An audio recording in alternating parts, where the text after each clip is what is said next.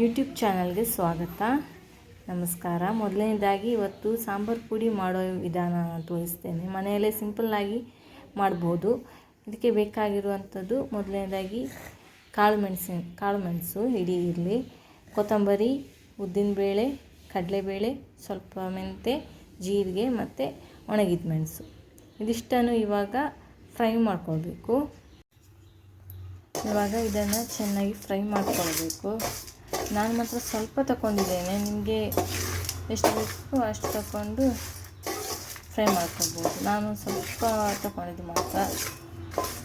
So ಇದನ್ನು ಇವಾಗ fry ಮಾಡ್ಕೊಳ್ಬೇಕು ಚೆನ್ನಾಗಿ.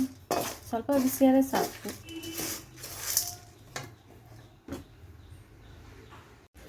ಇವಾಗ ಬಿಸಿ ಮಾಡಿಯಲಾಯಿತು. ಸ್ವಲ್ಪ ತಣಿಲಿ, ತಣ್ಣದ ಮೇಲೆ ಮಿಕ್ಸಿಯಲ್ಲಿ ಗ್ರೈಂಡ್ ಮಾಡ್ಕೊಂಡ್ರೆ ಆಯಿತು. ಒಂದು 5 ನಿಮಿಷ ತಣಿಲಿಕ್ಕೆ ಇಡಿ. ಇವಾಗ ಗ್ರೈಂಡ್ ಮಾಡಿ ಆಯಿತು. ನೋಡಿ ಪುಡಿ ಹೇಗೆ ಸಣ್ಣಾಗಿದೆ. ತುಂಬ ಈ ಥರ ನೈಸ್ ಆಗಬೇಕು ಪುಡಿ. ಈ ಪುಡಿಯನ್ನು ನೀವು ಸಾರಿಗೂ ಹಾಕ್ಕೊಳ್ಬೋದು, ಪಲ್ಯ ಮಾಡುವಾಗ ಪಲ್ಯಕ್ಕೂ ಹಾಕ್ಕೊಳ್ಬೋದು. ತುಂಬ ಟೇಸ್ಟಿಯಾಗಿರುತ್ತೆ. ಟ್ರೈ ಮಾಡಿ. Thank you.